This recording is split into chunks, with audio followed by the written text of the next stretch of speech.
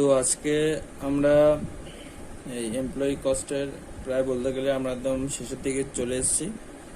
তো আজকে এই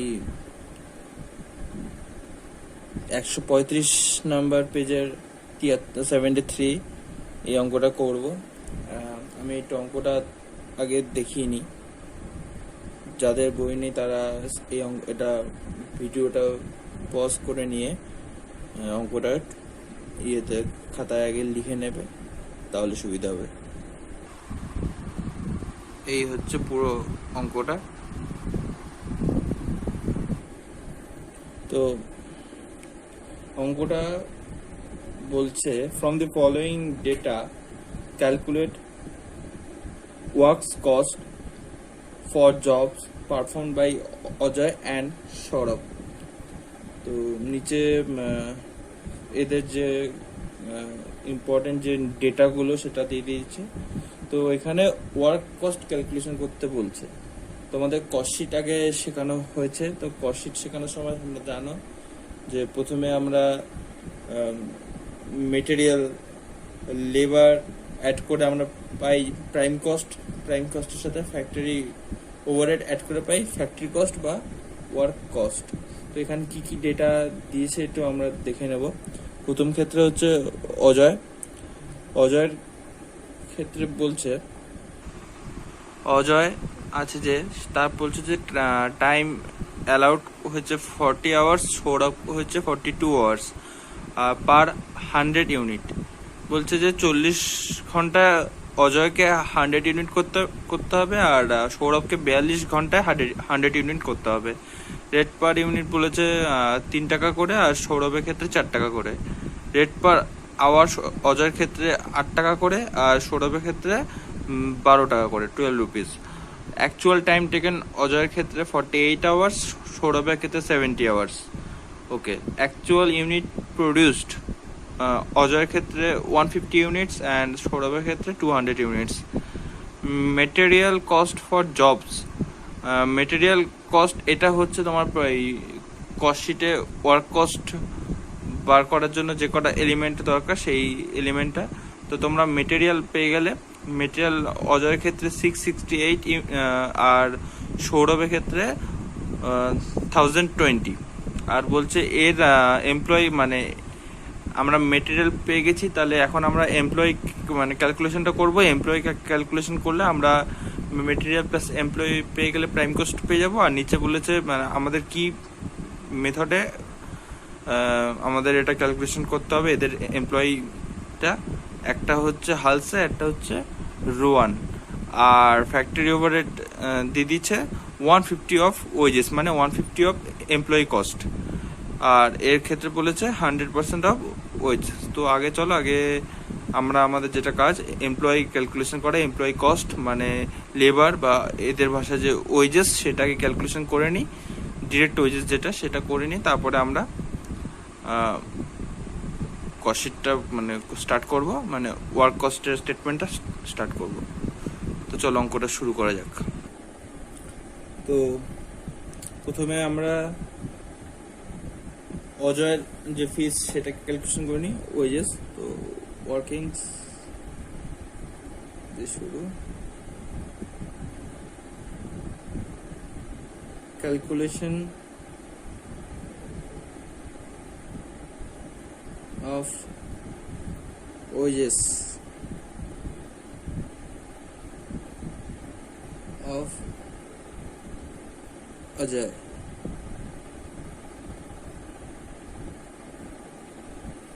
under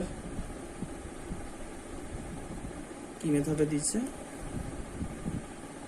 হালসে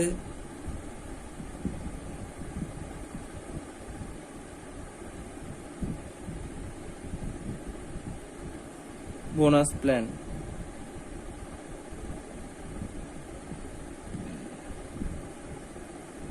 ওকে, আগে তাহলে অজয়ের ক্যালকুলেশনটা হয়ে যাক। তো আগে আমরা প্রত্যেক অঙ্কের মতো এই অঙ্ক আগে যে ডেটাগুলো আছে সেগুলো ডেটা কালেক্ট করে নিই। Time allowed, time allowed per 100 unit.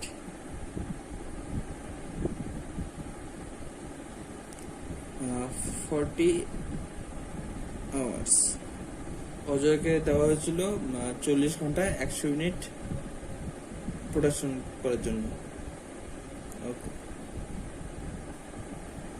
Actual time taken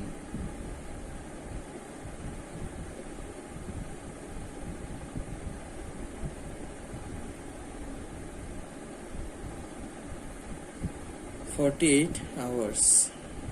এটা তোমরা যদি কোশ্চেন খুলে সামনে থেকে অঙ্কটা করবে তাহলে তোমরা সমস্ত ডেটাগুলো পেয়ে যাবে। আর এখানে আমার জায়গাটা কম বলে আমি সামনে বইটা রাখতে পারছি না। অ্যাকচুয়াল ইউনিট প্রডিউস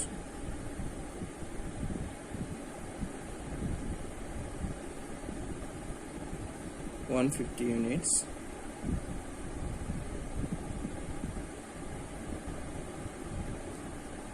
অ্যাকচুয়াল এবারে একটা ক্যালকুলেশন আছে।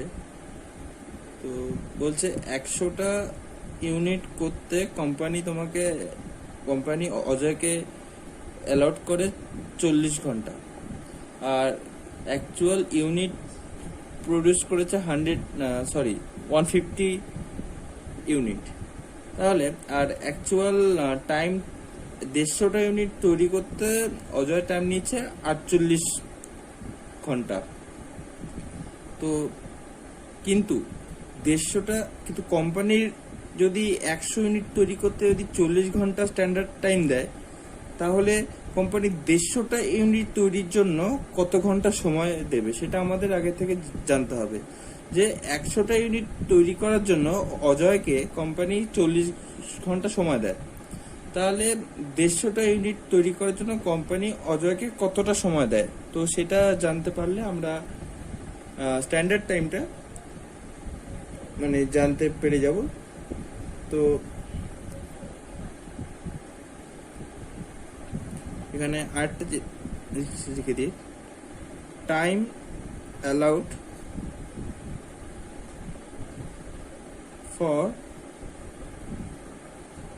150 units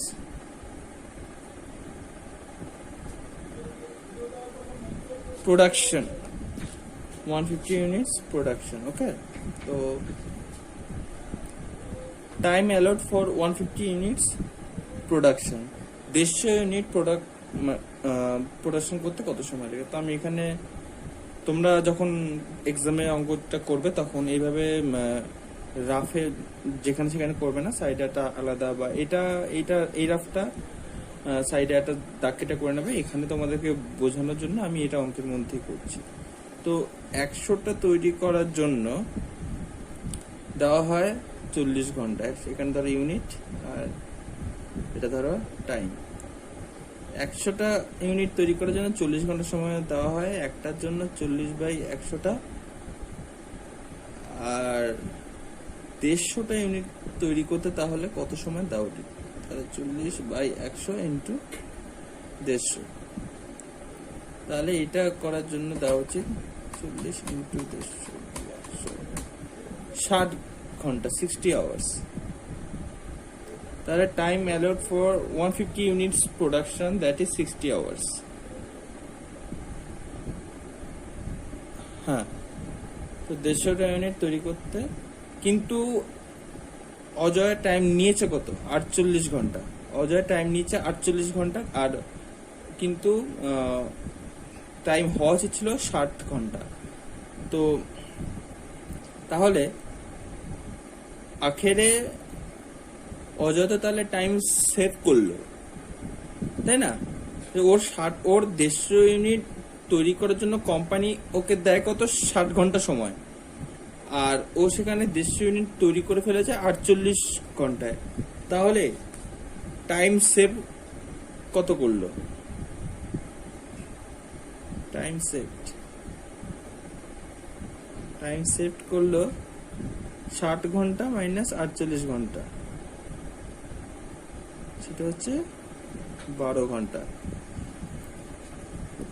কোম্পানি অজয়কে বলল যে তোমাকে 100 ইউনিটস তৈরি করার জন্য 40 ঘন্টা সময় দিচ্ছি আমি। এবারে তুমি যত ইচ্ছে প্রোডাকশন করতে পারো। তা অজয় 150 ইউনিট প্রোডাকশন করে ফেললো 48 ঘন্টার মধ্যে। কিন্তু এইবারে আমাদের ক্যালকুলেশন হচ্ছে তাহলে তাহলে কোম্পানি যদি 100 ইউনিট প্রোডাকশনের জন্য যদি 40 ঘন্টা সময় দেয়, তাহলে 150 ইউনিট প্রোডাকশনের জন্য কোম্পানি কত সময় দেওয়া উচিত, বা কোম্পানি কত সময় মানে টাইমটা কত দেবে। তো 150 ইউনিট তৈরি করার জন্য এখানে দেখা যাচ্ছে তাহলে 60 ঘন্টা সময় কোম্পানি দিচ্ছে। 60 ঘন্টা 60 আওয়ার সময় কোম্পানি দিচ্ছে অজয়কে। কিন্তু অজয় সেই 60 আওয়ার্স জায়গায় 48 ঘন্টায় পুরো কাজটা 48 ঘন্টাতে পুরো 150 ইউনিট প্রোডাকশন করে ফেলেছে। তাহলে কি হলো? তাহলে 12 ঘন্টা টাইম সেভ হলো। তাহলে এবার তোমরা জানো এটা, এবার আমাদের আর্নিংস, তাহলে সব আমরা ডেটা পেয়ে গেছি। এবার হচ্ছে আমাদের আর্নিংস।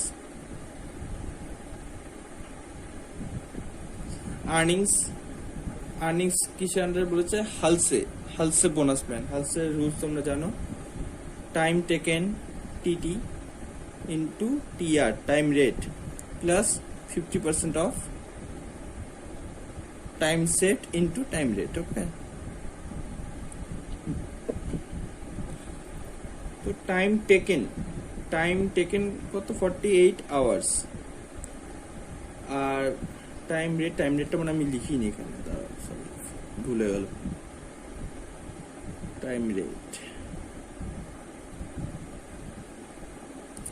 টাইম রেট বইতে দিয়েছে, rate per hour ₹8 per hour. ঠিক আছে, তো এই হচ্ছে